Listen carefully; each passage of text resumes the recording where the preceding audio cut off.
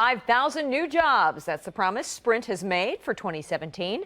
KCTV5's Jessica Reyes spoke to a local expert about what this means for the economy.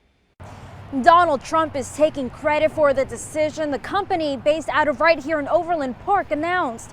We spoke to a local economist who says while it may sound great, it's still too early to get excited. Sprint benefits. An announcement Stephanie Kelton, the former chief economist on the Senate Budget Committee, says she's heard before. We've already had an announcement relatively recently from Sprint that it planned to create 5,000 new jobs. That was in April of last year. Kelton's talking about the Direct-to-You initiative, but through a tweet, the Sprint CEO Marcelo Claire clarified, saying, quote, "The 5,000 jobs are new jobs that Sprint is creating or bringing back to the U.S., end quote. But Kelton says there's still something else to factor in.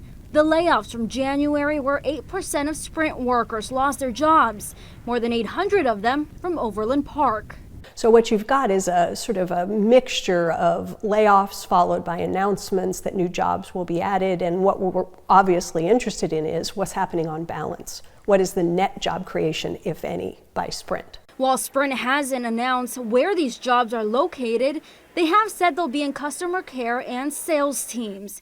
Kelton says adding 5,000 jobs is always a good thing, but there are still many questions regarding how effective the positions will be. Are these really permanent additions to the Sprint workforce? Are they full-time workers with benefits and this has got some longevity, or is this more of a short-term kind of gimmicky thing? And with many decisions still to be made and details to be clarified, Sprint says they're committed to job creation. They hope to have all 5,000 jobs filled by the end of the 2017 fiscal year.